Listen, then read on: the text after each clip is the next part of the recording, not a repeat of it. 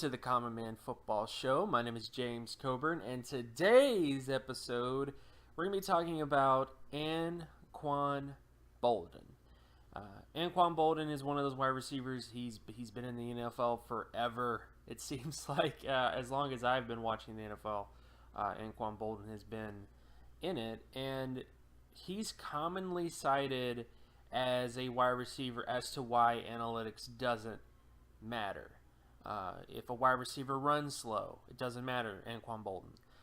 If, whatever outlier, Anquan Boldin. People throw that word outlier for Anquan Boldin a lot. And I think it really is a misunderstanding of data and information. And analytics in general is that the point of analytics to me is you get information, you make a hypothesis, and then you test that hypothesis. So if you're going to say that in order to be a great wide receiver, you have to be X amount of athleticism, or you have to be this athletic to be a great wide receiver, or you have to be this productive to be a great wide receiver, then you need to prove based on data that theory is correct.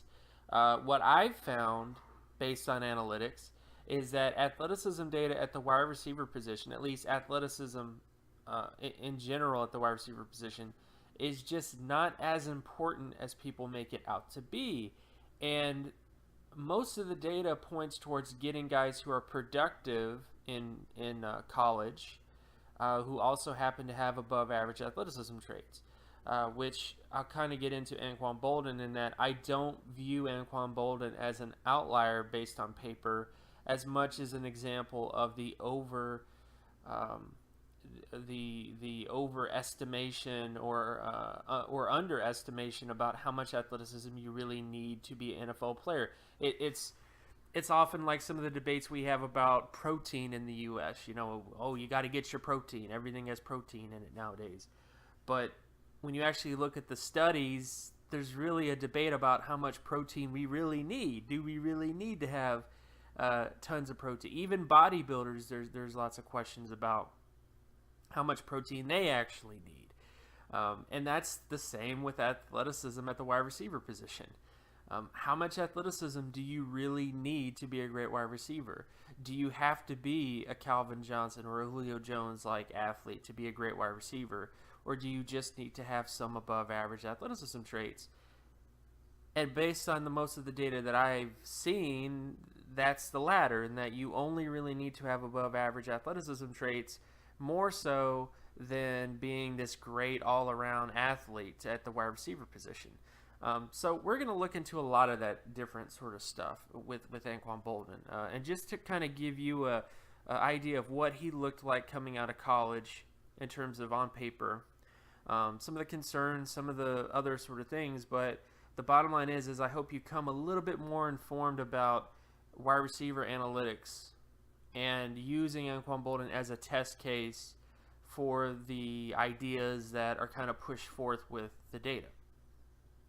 So in order for you to understand what I'm talking about, the main sort of metrics we're going to be talking about with Anquan Boldin is one, passing yardage market share production. The way you get passing yardage market share production is you take the individual passing yardage of a wide receiver and then you divide it by the team total yardage. So if a wide receiver has 1,000 yards in a 4,000 yard offense, then that wide receiver had 25% passing yardage market share production. But what you do with that number is you take that number and you compare it to every single wide receiver performance since the 1969 NFL draft class, and then boom, you have a way to see, okay, where are the break points? Where did the majority of the starters end up? Where did the majority of the Pro Bowlers end up? Where did the majority of the All-Pro players end up? And you're able to kind of, show where, what type of production you need to have prerequisite-wise in order to reach some of those potential. which really just speaks to potential more than anything else, because film is always going to play a role in evaluation in the NFL, at least in my opinion. However, I do think you need to have some prerequisites before you start throwing around what the potential of a player is without actually looking at what their potential is on paper, I guess is what I'm trying to say. We're also going to look at athleticism data, specifically explosive lower body strength score, which is the vertical and the broad jump measured against mass density, the speed score, which is the 40-yard dash measured against mass density, and then the flexibility score, which is the short shell / street cone measured against mass density. Mass density, of course, is weight divided by height. So with all that stuff out of the way, let's get to Anquan Boldin in terms of what he looked like in college in terms of his production, what his athleticism traits look like on paper, and then, of course, what his NFL career has ended up to be, because, he's still in the NFL technically, and I think it's amazing that a guy at his age is still kicking it. So we'll get into what he actually looked like in terms of his career up to this point. So starting with Anquan Boldin's production in college, he had a 86.06 passing yardage market share production score. Since 1969, almost every single 5-time All-Pro wide receiver, 3-time All-Pro wide receiver, and 3-time Pro Bowl wide receiver and long-term starter. I mean, he pretty much hit every single threshold that you want, especially the highest threshold when it comes to wide receivers. So from the very beginning, he had a very high indicator coming out of college that he has the potential to be a high-quality wide receiver. It should be evident from the data that, he has that potential. He has that ability to be that type of player because he produced as such in college. So from the very get-go, there was things pointing towards a lot of success with Anquan Boldin based on analytics. And again, analytics is not just athleticism data, which is it's something that frustrates me to no end. But that whenever you talk about analytics, people talk about athleticism data, and that's it. That's not that. That is athleticism data is part of analytics, but there's other things too, guys, in terms of indicators and stuff like that. But yeah, I think.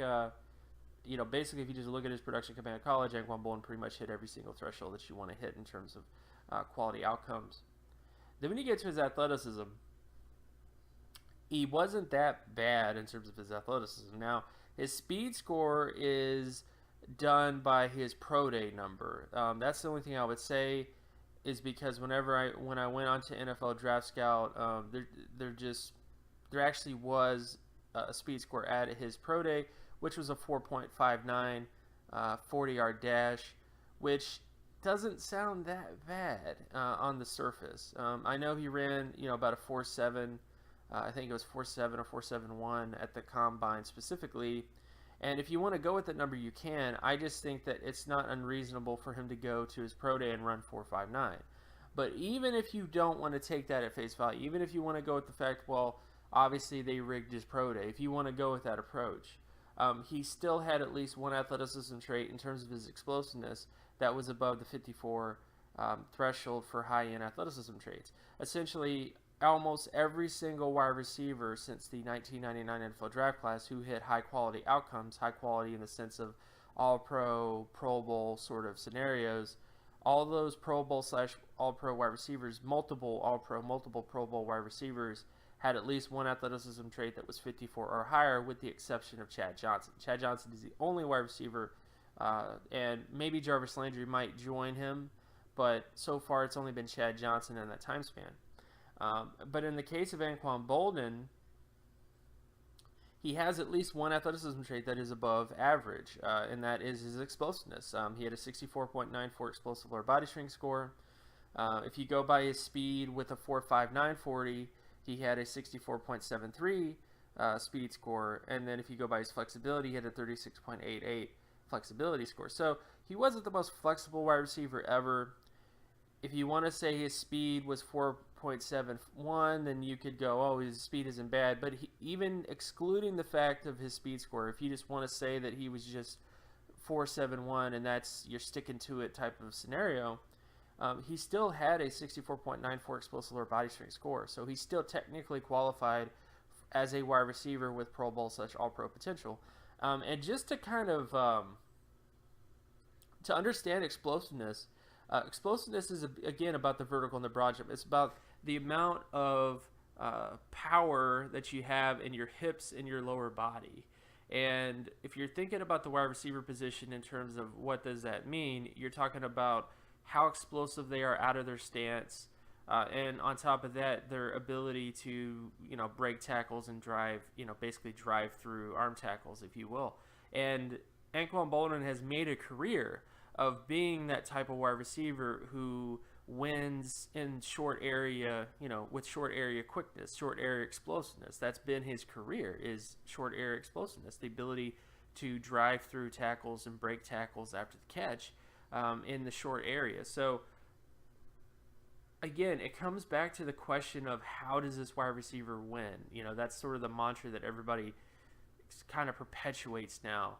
And in this case, Anquan Boldin, in terms of how he wins on film, it matches what his athleticism traits say about him. That he's not necessarily a wide receiver that can stretch the field, but he is a wide receiver that can catch short passes and turn them into big gains, or even better than that, because he has the explosiveness and the ability to drive through arm tackles because of his explosive lower body strength.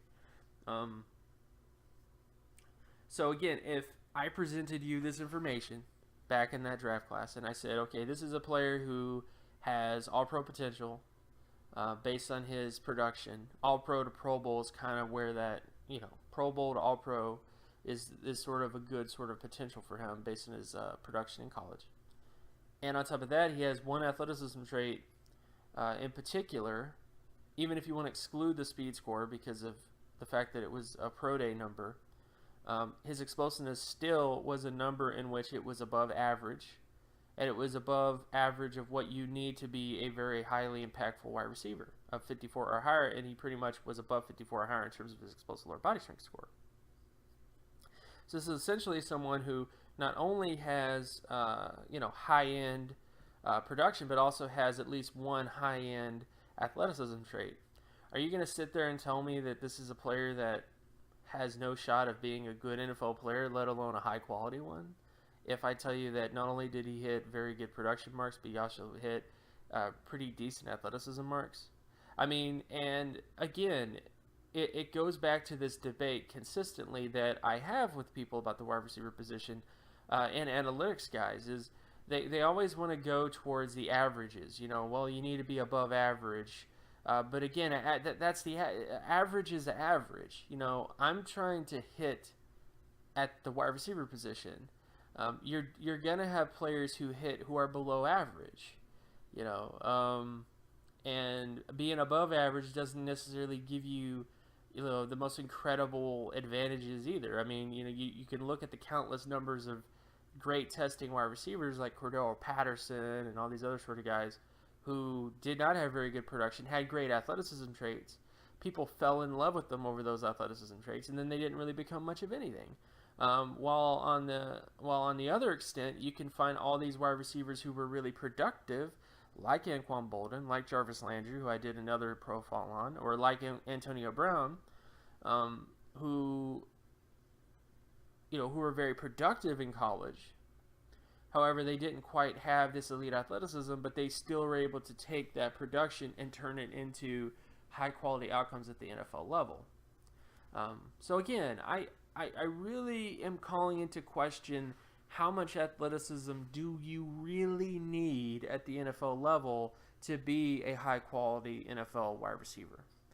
And again, it's not to say that that athleticism at the wide receiver position doesn't matter. It's not to say any of that stuff. It's only to say how much do you really need to be a great player. And I think Anquan Boldin is a great example of the fact that you don't really need a ton of athleticism to be a great NFL player. You definitely need to have great tape. You definitely need to be everything that Anquan Boldin is in terms of what he looks like on film and in terms of his character and in terms of his work ethic and all that kind of stuff. I'm not discounting that stuff at all. But what I am saying is that when you look at the wide receivers that people constantly say, oh, I missed on that guy, or I didn't see all the stuff with him, or when people cite Anquan Boldin as an outlier, specifically when people cite Anquan Boldin as an outlier, I don't view him as an outlier in the fact that he's pretty much right in line with the thresholds for wide receiver performance, in the sense that he definitely is on the lower end of athleticism at the wide receiver position for high quality outcomes, but he is at least within that range of possibilities of becoming a high quality NFL wide receiver.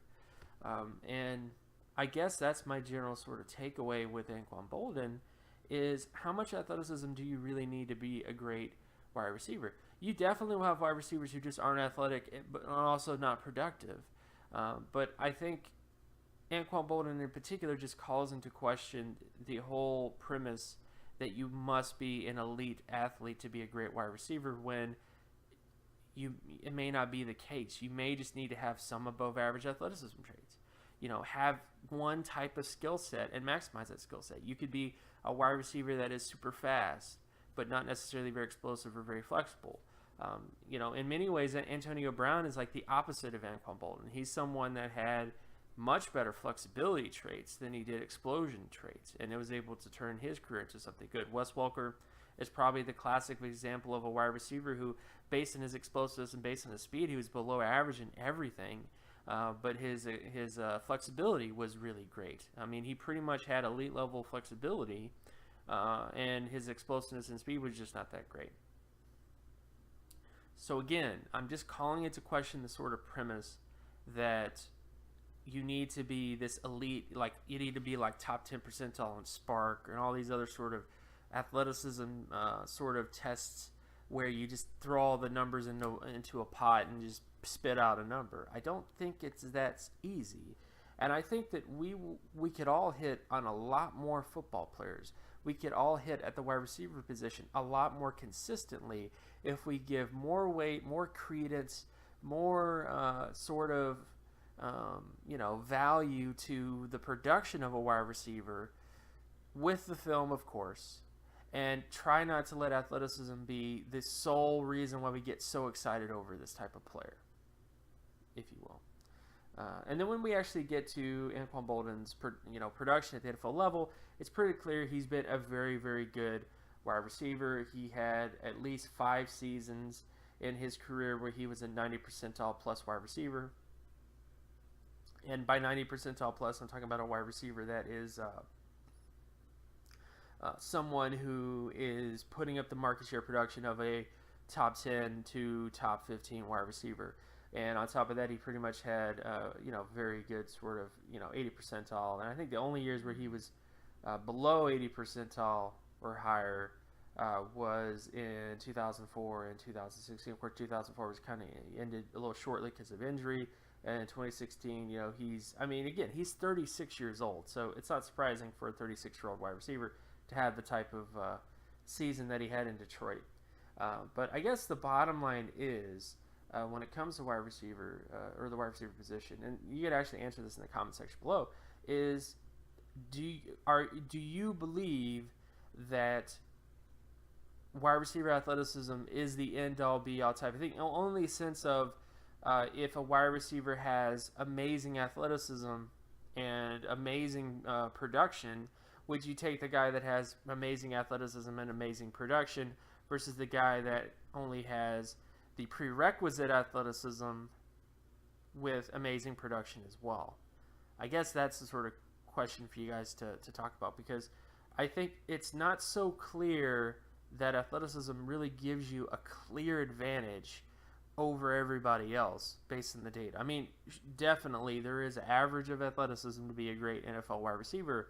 It's just that we ignore wide receivers who are very productive, like Anquan Boldin, like Antonio Brown, like a bunch of other sort of players. And Keenan Allen is probably another example of a guy that we just ignore them because of the athleticism testing, and then we get bit in the butt when they come in the NFL and are actually very productive wide receivers, calling it to question how much athleticism do you really need? Do you really want to call Anquan Boldin an outlier, even though he fits right in with how the majority of those types of wide receivers performed in terms of their production in college, and even in terms of the athleticism traits that you're expecting from them coming out of college as well? So again, leave a comment below in terms of, your general thoughts on the sort of wide receiver athleticism, how much do you really need sort of idea. And you can also, and again, my name is James Cobern. You can find my work at draftcoburn.wordpress.com. You can also follow me on Twitter at Geometrics. And if you like this content and you want more content like this, be sure to leave a like and subscribe. Share this video with anybody that you know, and I will talk to you guys in the next video. Peace.